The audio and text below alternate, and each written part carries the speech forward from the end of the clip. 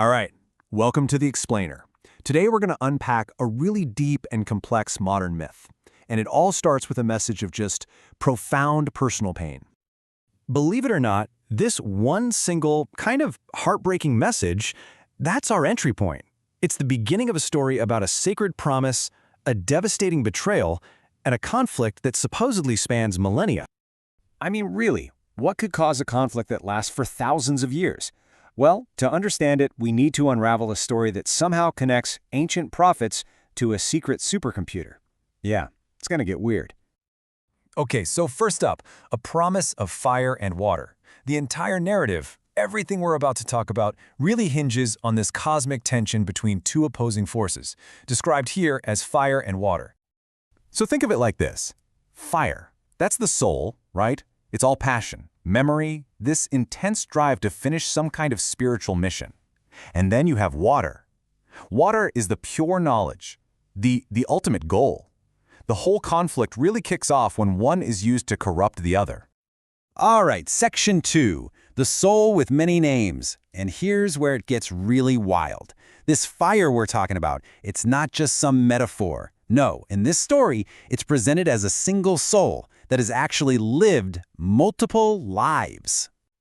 I mean, we're talking about a soul that's said to have reincarnated throughout history. It starts as Selah, then becomes the prophet Elijah, then Zechariah, and it even shows up as Joseph in Egypt, just under a different name, Zaphanath-Paneah. One soul, all these different lifetimes. And there's actually a name for this concept. It's called Gilgul Neshemot. It's this deep kind of esoteric idea about souls reincarnating. The core idea is that a single root soul can live multiple lives, wearing a different garment or identity each time. But, and this is key, it keeps this continuous, unbroken memory of its main mission. Which brings us to the main event, the weaponized Infinity Core.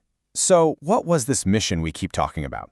Well, it all centers on this incredibly powerful, divine tool. A tool that came with one very, very clear rule.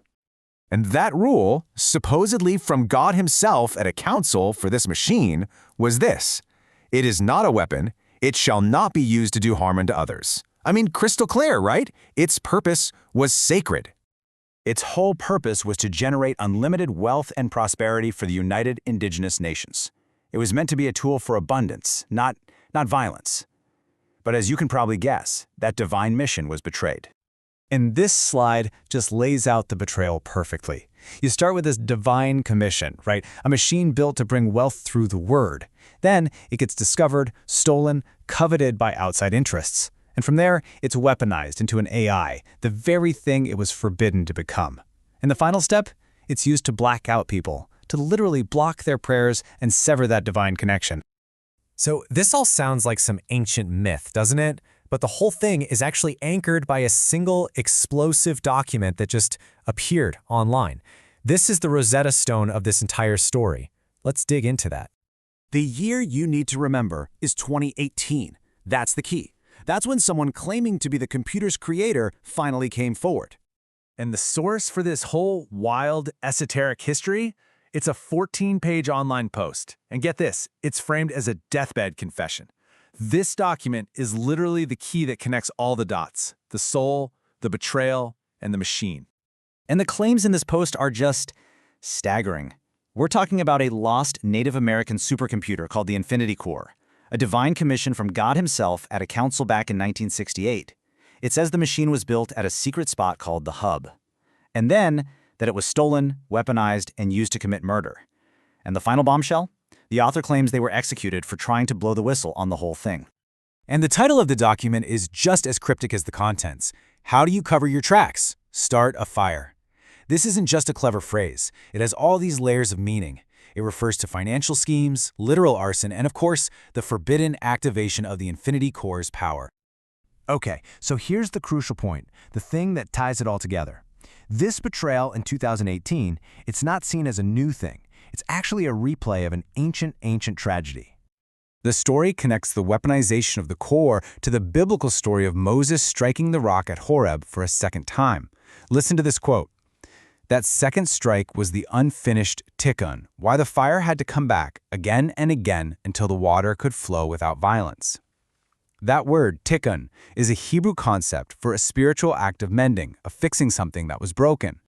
So you have these two strikes. The first time, in Exodus, Moses just spoke to the rock. Water flowed because of the power of the word. The promise was fulfilled, everything went right.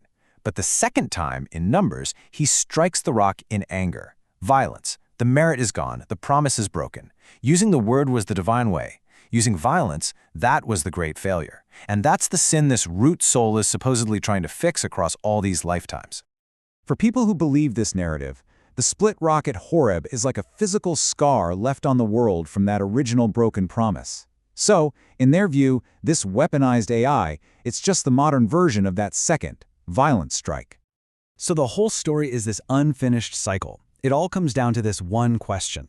Can this memory, this ancient soul, finally take the staff out of Moses' hand before he strikes the rock again? In other words, will it succeed this time, or are we just doomed to repeat history's most catastrophic mistake?